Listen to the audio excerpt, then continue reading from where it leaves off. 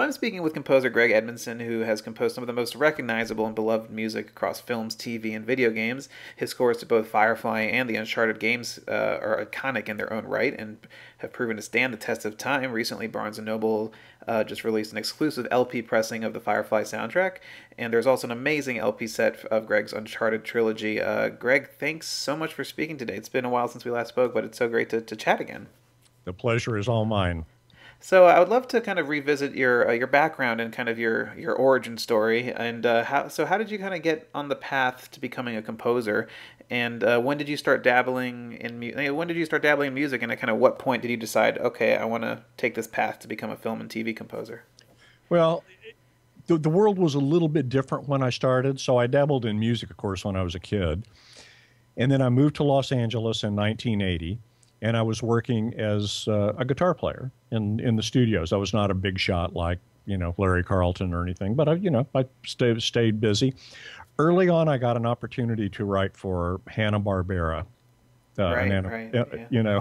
and the world changed at that point because I just absolutely loved writing and then being able to have the players bring it to life. There was just something so fun about that was different than just playing on sessions. It's a little bit like it's a little bit like the difference between being an actor or a director on a film. The actor has a lot less pressure and a lot more fun, perhaps, but ultimately the director, determines the trajectory of the film and the outcome of such. So anyway, I just never really looked back, and it took off from there. And how lucky is that? Yeah, So, that's amazing. yeah, and it was not a target that I aimed for. It's just something that kind of happened organically. That's fantastic. I mean, were you aware of film music growing up? Were you aware of it being kind of this thing, or did you not really kind of get into it once that opportunity presented itself to I, you?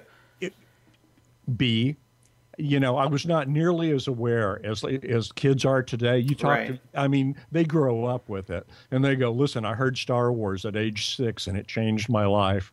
But mine was just a different world. So, I mean, I always loved rock and roll Right. and I always loved an orchestra, two completely different animals. Absolutely. But, they both go for the same place. They both go for the heart.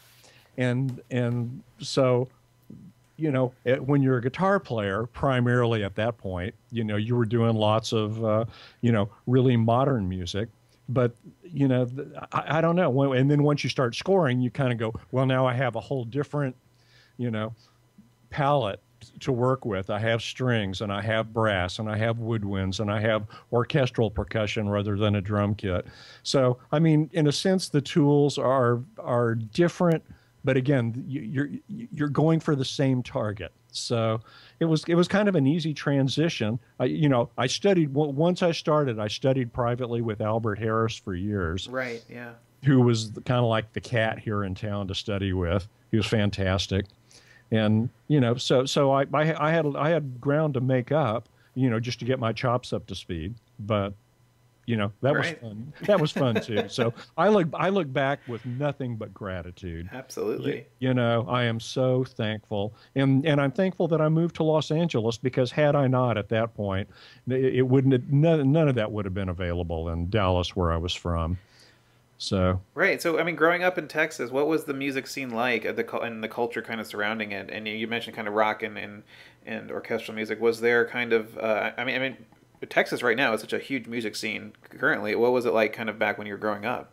huge music scene. Yeah, still. Yeah. Texas is a weird place because it's got so many wonderful musicians, many of whom don't have aspirations other than just to play at the club and get to play music. Mm. So you don't hear their names, you don't know of them, but they're there and they are so good. It's astonishing. You can walk down the street in Austin and hear all kinds of stuff that is just beyond belief. Dallas was a big R&B town. Mm. Stevie Wonder was like, a hero in Dallas, but so was Todd Rundgren. So, it was just a wacky time. There was just so much good music, all different kinds of music. And Texas was a great place to grow up for that. It Right. really was, you know.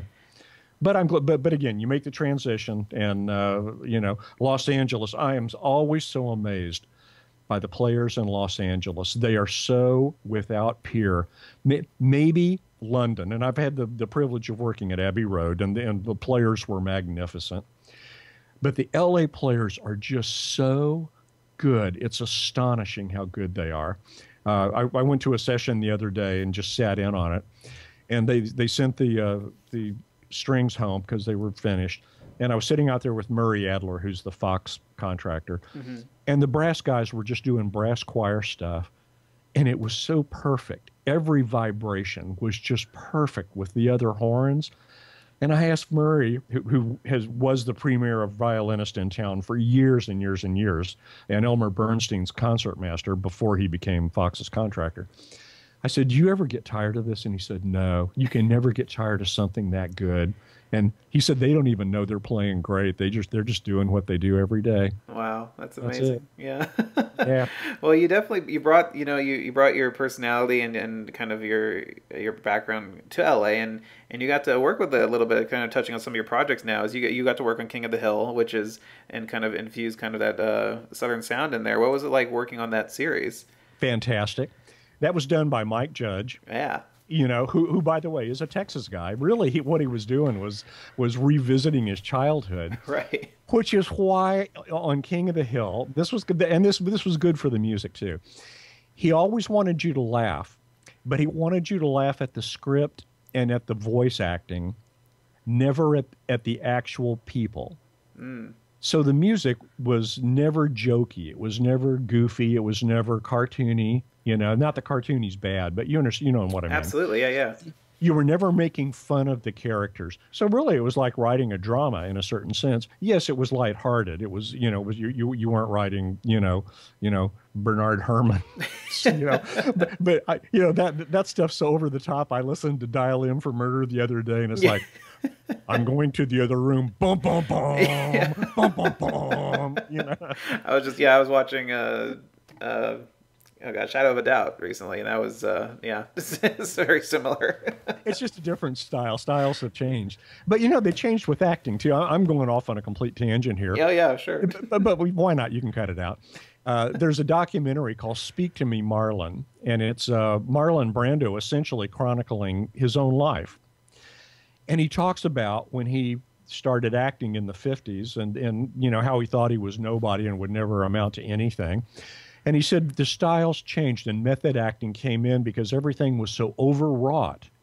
Yeah. If people drop their handkerchief, then all of a sudden go, ah, and the music was the same. Exactly. So it wasn't like the music was doing it on its own. It was just going with the style of acting. And all of a sudden, he said in the 50s, we tried to make it be more real. And that's kind of, I think, when music started to change as well. So anyway, apart from that tangent, King of the Hill was essentially like writing just a regular little movie or little TV show. You were never being jokey. You were always trying to just write the situation, but never comment on the picture or comment on the characters. Just kind of like be part of the fabric of the storytelling process, which you always try to do anyway. So, absolutely, and the show had an amazing run. I mean, it was 12 years. Fantastic. Exactly. And the great joy of that was, you didn't have a big orchestra to work with. You had 30 guys maybe, which is great. And there were 3 of us who did that show. We would just pass episodes off amongst each other. And the joy was just, every couple of weeks to go down to one of the wonderful LA scoring stages with the wonderful LA players and just get to hang out for 12 years and play. And I had already come from doing a bunch of live sessions because after Hanna-Barbera, which of course was live, I went to work for Mike Post, who's like he was the king of television. Still is the king. I mean, he's still doing it. It's amazing. Law and Order. My goodness. I know, and there's more coming. Yeah. I think he'd like to retire, but the phone keeps ringing. So anyway, and at that point, that was all live dates too. There were no samplers or that stuff didn't exist. It was all pencil and paper and live orchestras. So You know, when I went to work for him, it was the same thing. I just got to continue on with all the wonderful LA players in the studios. And then King of the Hill did the same. So Right. I've kind of managed to mostly dodge the synth revolution. Although you got to contribute with it. In Firefly, in all honesty, most of the orchestra in Firefly was synth because there was just no time to do it. But all of the overdubs, all of the live violin, the woodwinds, it was Charlie Bisharat and Chris Bleth and Brad Dutz on percussion and live guitar and, Alan Steinberger. So we had all of the guys just in a smaller configuration, and we did have to use synth orchestra on that. But what do? You do what you got to do. Absolutely. Be thankful you're working. And Firefly was a great, great joy of mine. I loved that show. I can't tell you how much I loved that show. I remember, I think when we talked last time, you were just pouring your love for that show. And to this day, everyone still talks about how the show, there's so much love, there's a cult following, and it was cut short, and how it's one of the biggest tragedies in television, that it could not continue. I mean, what are your memories of the show, working on it now, looking back at it, and just... Do you ever think like, oh, what could have been, or do you just kind of see it as this moment in time of like just this joy that you got to work on? Both.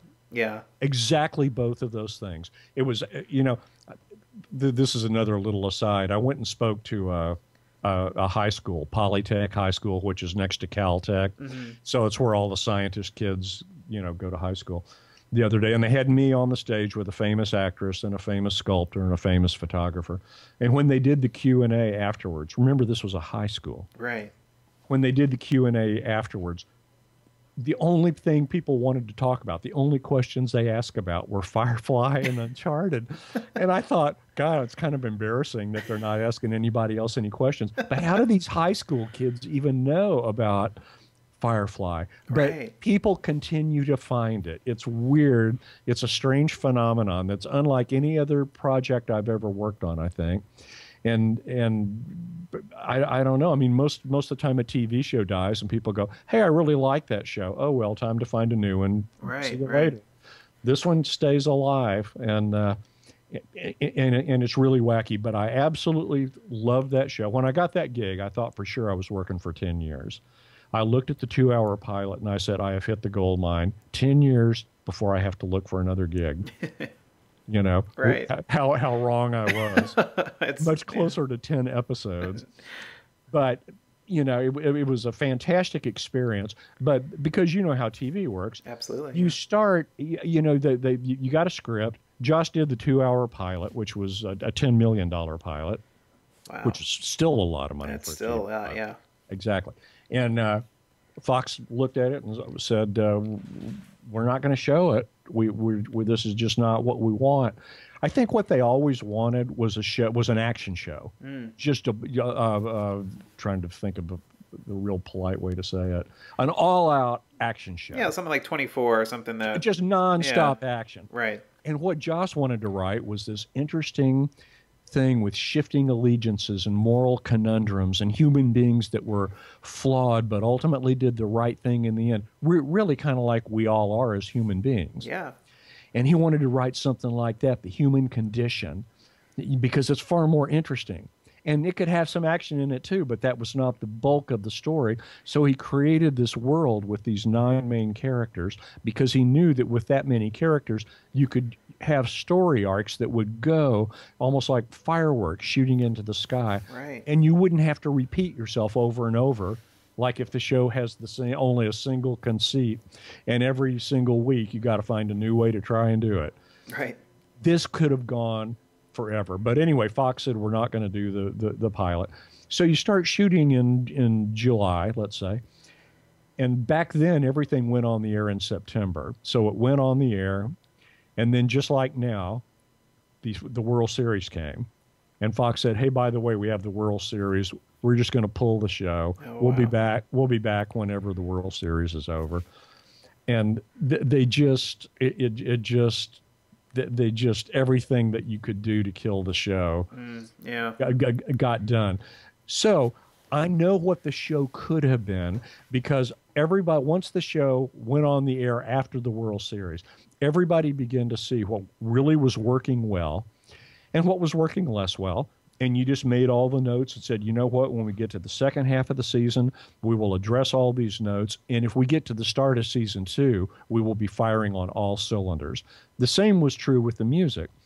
And so you kind of go, okay, I see where I need to go with this. I see what it needs to be. I like it. You know, what was amazing was that even out of the box, it was working.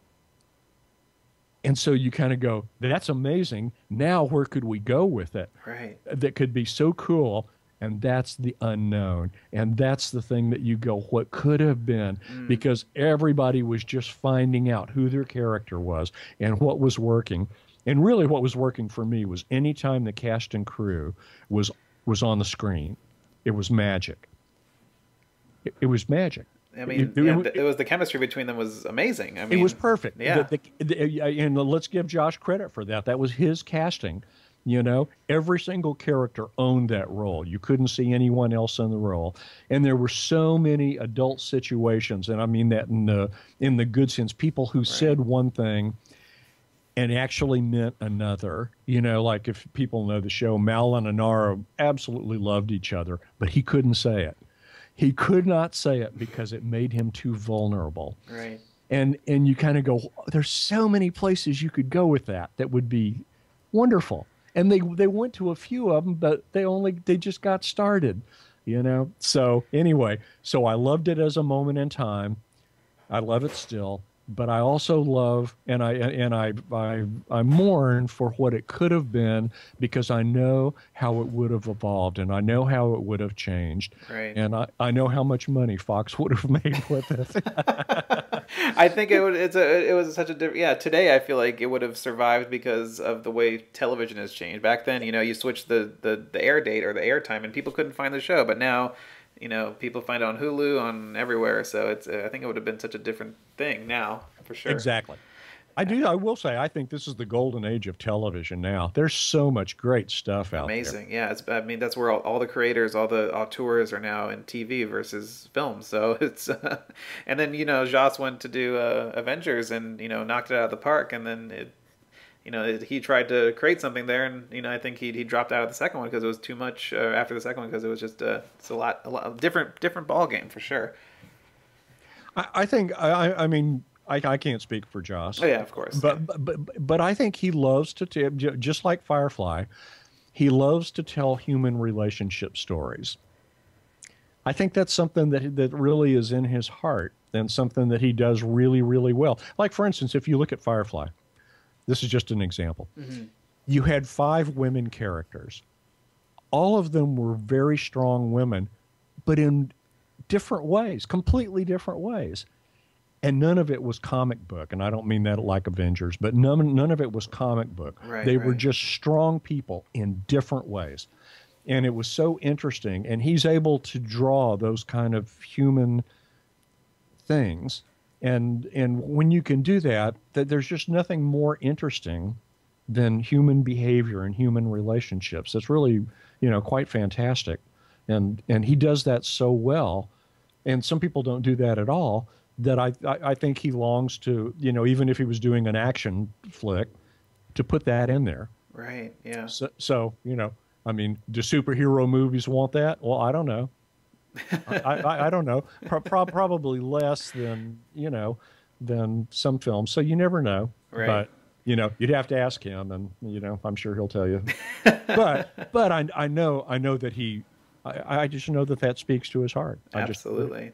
And and speaking of, you know, great human relationships and great characters, and one of the other, you know, your big iconic franchise is the Uncharted series, and that's another example of taking a medium that's known for, you know, guns and shooting and kind of, you know, something that kids play, and you guys created such an amazing story that created arcs and everything, and to this day today, your music is one of my favorite adventure themes. I think you guys nailed it so perfectly. I mean, when you look back at that, going to that first Uncharted game, what was the goal of the music? What were you going for? And was it simply like, oh, let's make a modern Indiana Jones, or was it kind of more than that?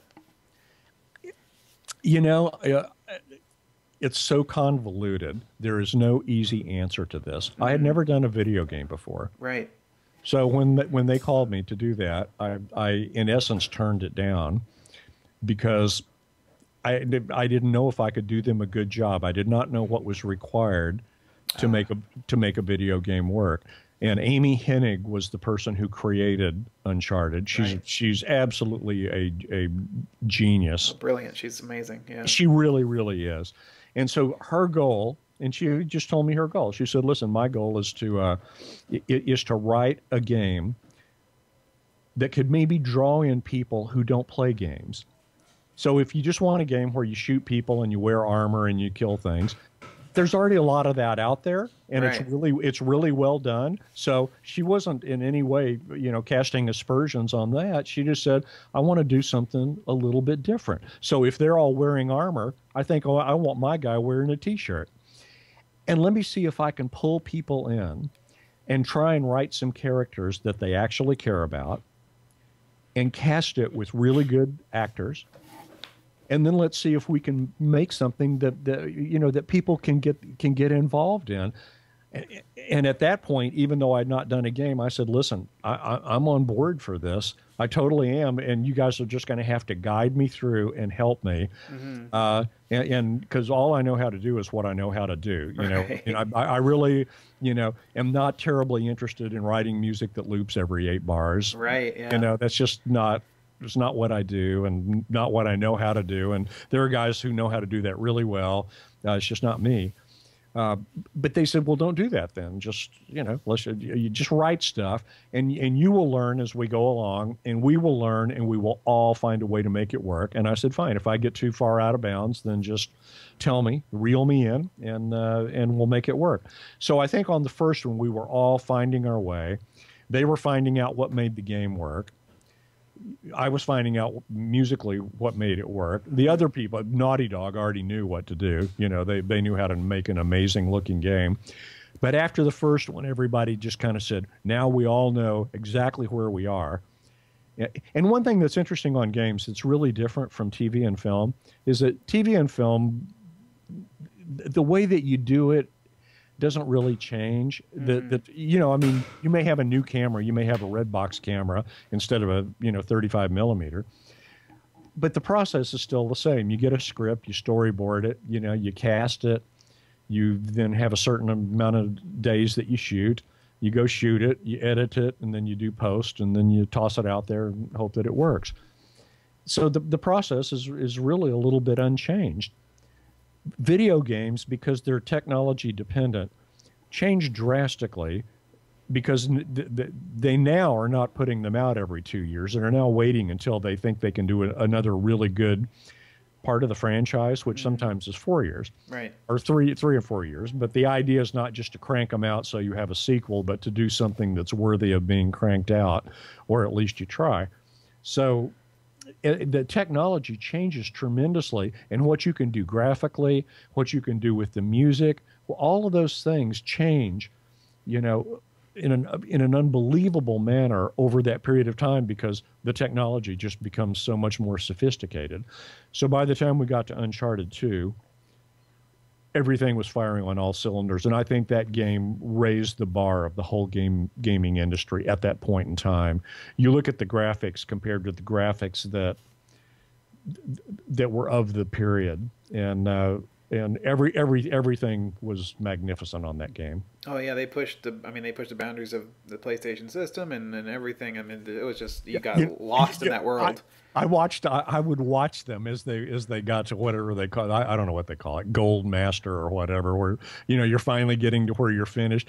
Right. They were using every little sector on the disc, and then we're going, if we get rid of this tiny little bit over here, we can put this one tiny little bit in. Wow. It was that big of a deal. They were just literally stuffing the disc to where there was nothing more you could put on it. Wow. And I was going, how cool is that? And that was, that still was a great game. And that game did wonders for them, and it did wonders for me. Listen, I was very lucky on that game.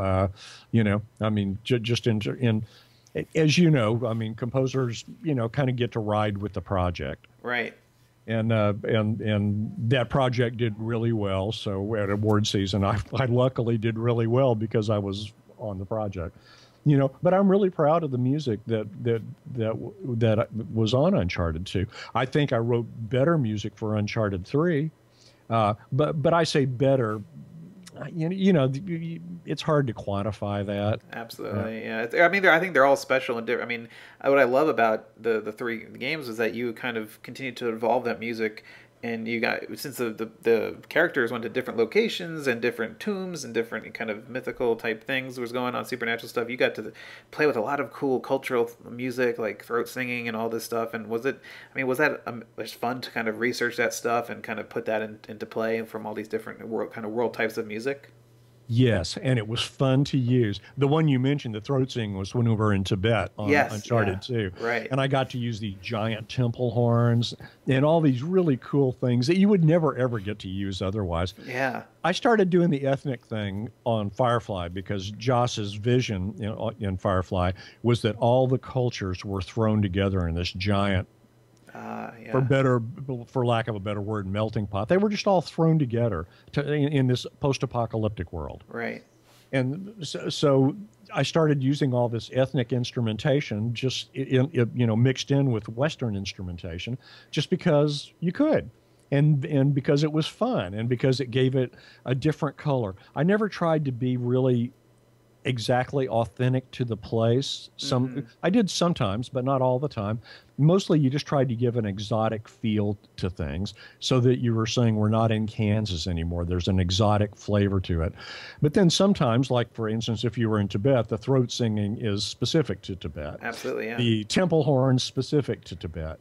I did learn that when you're using stringed instruments, you can use a Turkish instrument in place of a Chinese instrument. No one will know, right, unless you see it. You get a lot of bang for the buck when you see the ethnic instruments. Uh-huh. But if you don't, the stringed instruments, you can just you can mix and match, and it all works great. Most of the time with the woodwinds you can. Chris Bleth, I don't. Do you know Chris by any chance? I don't think so. Oh, he's the genius of LA. Everything he can play everything. Not only does he play all the legit woodwinds, but he plays the ethnic stuff, and he's just got so much. Wow. And when in doubt, you can always use Duduk and not worry about it. Just use Duduk and double the cello with Duduk. Thank you very much. Always works. And, it's just a beautiful color and a beautiful flavor. So it's really neat when you have the luxury of an orchestra. And one of the reasons I went, down the game route was the orchestra stuff that I had been doing my whole career in Los Angeles was pretty much limited to 3-hour dates. Every now and then you do a double, you do a 6-hour date. Right. But you were always writing music so specific to a show. Whatever the show was, whether it was Quantum Leap or, was very specific to the show. Video games allowed me to stretch and in a lot of ways write music that just came from my heart. And then you had an orchestra for a week instead of 3 hours or 6 hours. Right. And that was something I had always wanted to do. And so I said, I'm going down this road. I just am. And I'm thrilled that I did. I'm so glad that I did. And, got to visit places, Skywalker Ranch. Have you ever worked there? No, I've never been there. Oh, to die for. I know. There's no place like it on the planet. Wow. And Abbey Road. I mean, what a piece of history that is. So, that was our little, those were our two, we did two at Skywalker and one at Abbey Road. Those were our Uncharted places. But what a luxury. What a joy to get to work with. There weren't huge orchestras, like 80 guys. Right. But that's pretty good size, actually. Oh, yeah. I mean, the sound of the series is, you guys captured the bigness and the gravitas of the series and made it so fun and thrilling. And I mean, I love your scores for those games. I think they're amazing. Thank you. How kind of you to say so. And they were fun to do. They really were. The Sony guys were great to work with. Jonathan Mayer and Mark and his whole team. Clint was part of it at that point. They were just so kind to me and so good to me. And they would let me, they would kind of interface with Amy because Amy was having to do all of the different stuff on the game. But I would talk with Amy every other day and just say, tell me about the game. Because in a game, you don't get to respond visually like you do on a TV show or a film because it's all cut together then. Yeah. Yeah. But not on a game. On a game, they go, well, it's going to be this at some point. But we need to go ahead and write the music now because not only do we have to get it all recorded, we have to put it in the game in an interactive way. The programming and it that's going to take months to do. So, we got to head off in that direction and start getting it done. They always just let me write if I felt strongly about something. Just say anything from the heart. And they would just say, we have no idea if this will fit in the game or not. No one knows. And we won't know till we get there. So why don't we just record it? Wow. And they were willing to spend the money to, record it, not even knowing if it would have a place in the game. The little Uncharted theme that sits over the front of the game, mm-hmm. Nobody knew where that was going to go. Really? If it would even fit. So that you didn't write that as like, I wrote the main theme. It was just kind of a motif you wrote and they decided to use it? I wrote it and I thought, I need to respond to Nathan Drake. Right. So I wrote that about Nathan Drake. I like themes personally that are about the situation rather than just about characters per se. Right. Because if it's too much about the character, then every time the character comes on screen, if you start to hear that, it's like, oh God, I know what's coming now. Right. If you think of films like The Godfather, that theme, you could use it anywhere in the film, and it worked because it was just the theme for our situation, not the theme specifically for a character. Mm-hmm. So I just wrote that about Nathan Drake and this situation, but it was not meant to go there necessarily. It was just like, where will this go in the game? Is this working? And then somebody stuck it over the main title and, said, what if we just sit here over the menu and that music plays? And, okay, why not? Let's try it. It seemed to work, but it's one of those serendipitous occurrences. Wow, that's amazing. That you take credit for. Here's another wacky thing about my writing for games.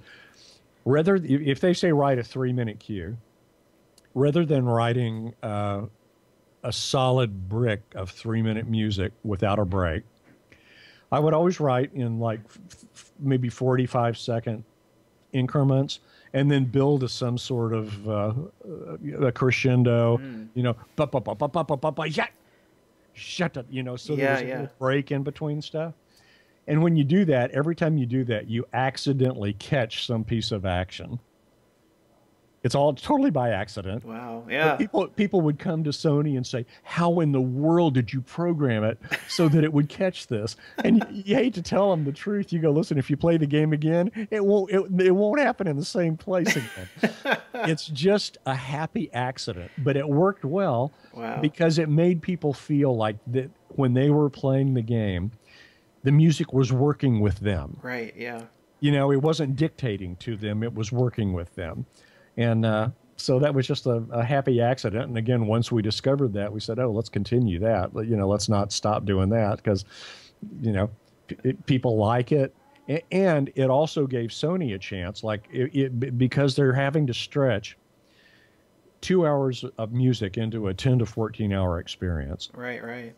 It gives you a chance if you write this piece of music and you build to a crescendo and you break after 45 seconds, you don't even have to come in with the same cue. You can come in with something completely different. You can leave space for a while. And space is very important in games. Yeah, that way the music has meaning when you come in with it. So it's not just some solid wall-to-wall music thing, which, you could just get tired of at some point.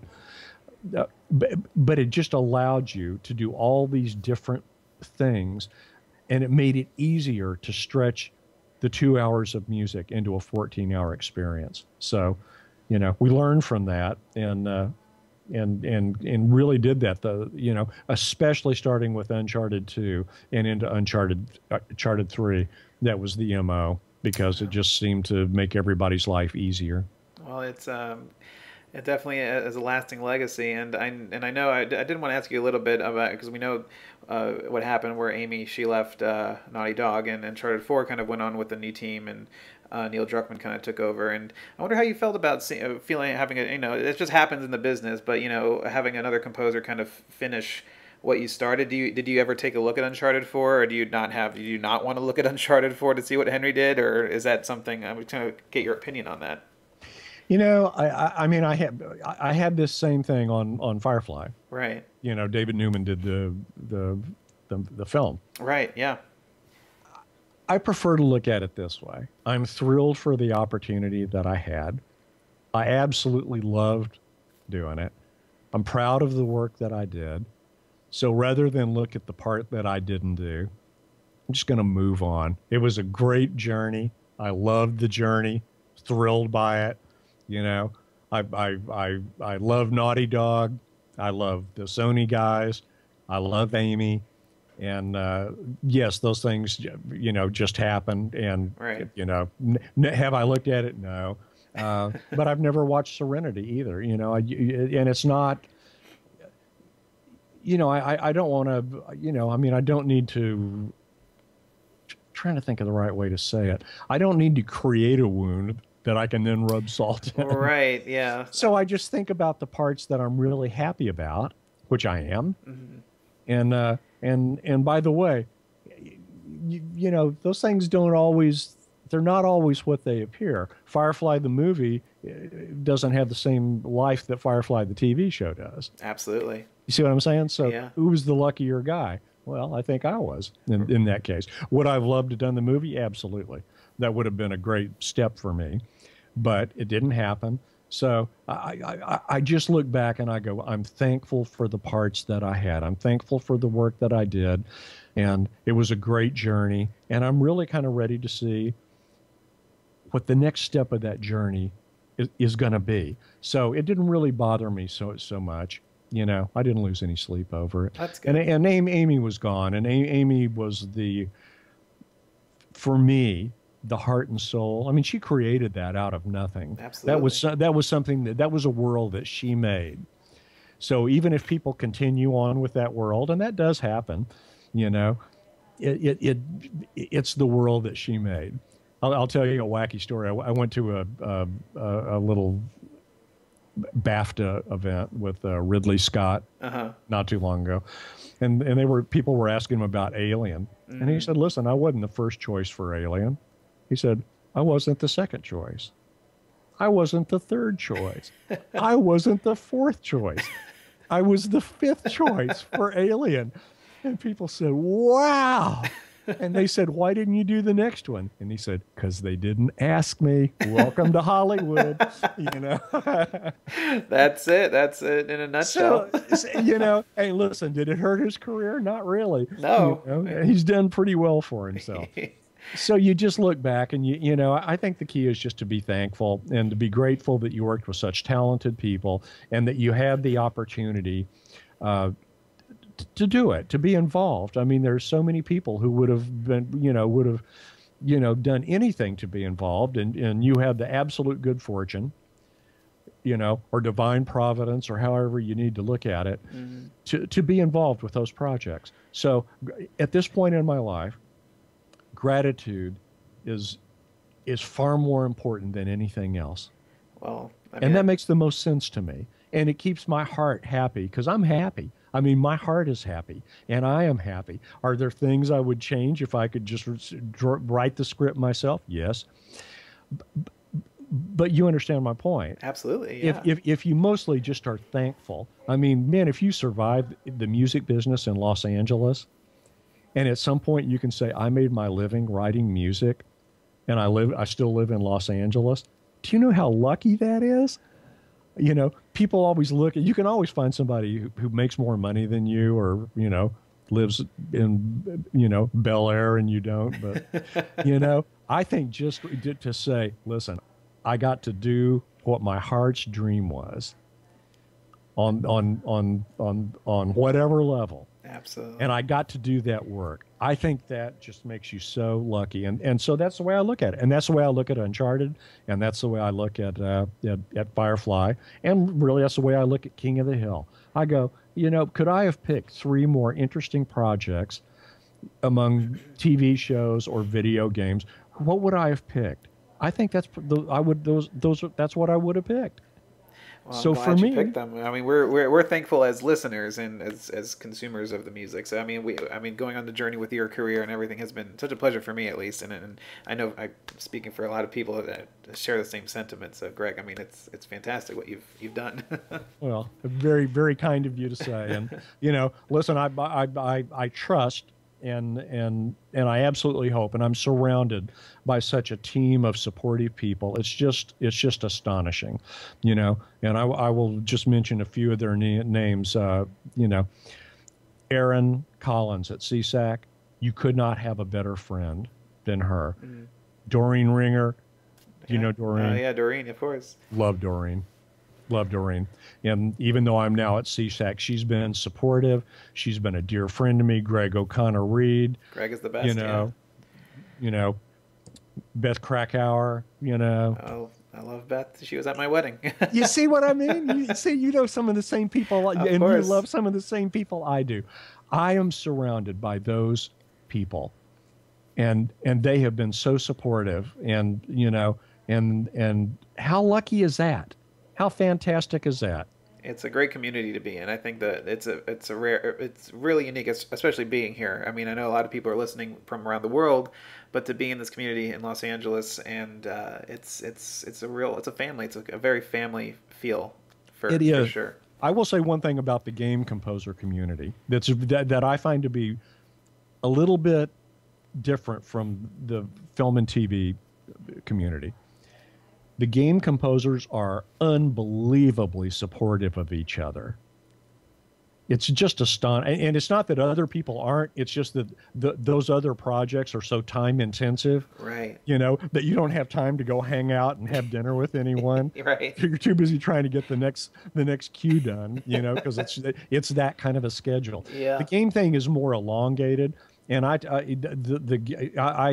done trips with those composers. They are so fantastic, and it's a wonderfully supportive community. And we all need support in the entertainment business. It's just you just do.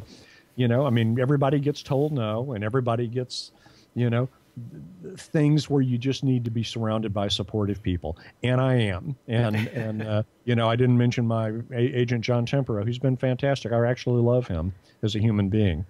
So, you just kind of at some point go, I'm getting to live my dream. I'm getting to live in Los Angeles, and how thrilled am I? How lucky am I? And so that tents the way that I look at all the other projects, and you just kind of go onwards and upwards. Absolutely. What an amazing point of view. And Greg, I want to thank you again so much for your time tonight. I'm out of questions for you, and we've discussed so much, and it's been such a pleasure. We're visiting all your beloved works with you, and I think it's a testament to your music that we still talk and discuss and listen all these years later. And I'm always excited for whatever your next project. I'm always anticipating. So, Greg, thank you again so much. Thank you. And listen, I hope our paths cross very soon. And I'm sure they will, since we all know the same people, and I'm really glad that some of those people, because they are dear, dear people. Oh, they're amazing. Exactly. Yeah.